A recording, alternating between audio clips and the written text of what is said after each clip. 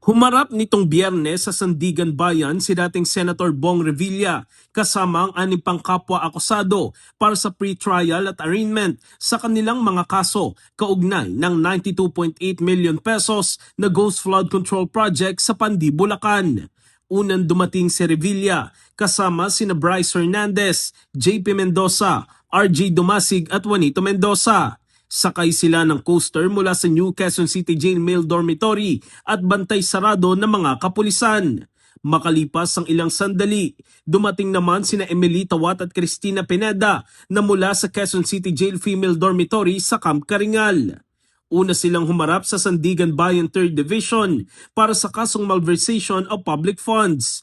Ngunit ilang oras lamang ang itinagal ng pagdinig matapos ipagpaliban ng Anti-Graft Court ang pre-trial at pagbasa ng sakdal dahil sa anim na nakabinbing mosyon. Kabilang sa mga mosyon ng kampo ni Revilla ang motion for consolidation, motion to quash the warrant of arrest, motion to transfer at motion for leave for investigation. Binigyan ng korte ang prosecution hanggang January 28 upang magbigay ng komento sa mga mosyon. Pasado 1:00 ng hapon, humarap muli sina Revilla at ang mga kapwa akusado sa Sandigan Bayan 4th Division para sa pre-trial at arraignment sa kasong graft. Subalit ipinagpaliban din ito dahil sa mga nakabinbing mosyon.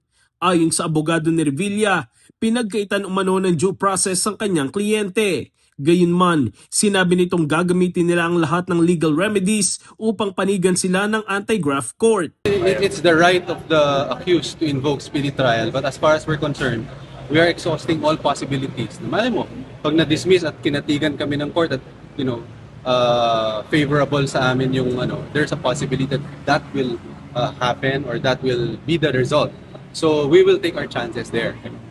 Samantala, tanging si dating DPWH Bulacan 1st District Engineer Emily Tawat lamang ang nagpatuloy sa pagbasa ng sakdal sa Sandigan Bayan 4th Division kaugnay ng kasong graft at naghain ng not guilty plea.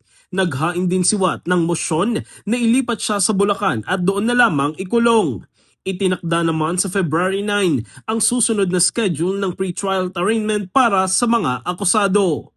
In the heart of changing lives, ako si Brigada Jico Custodio ng 15.1 Brigada News of Manila, the Music News Authority.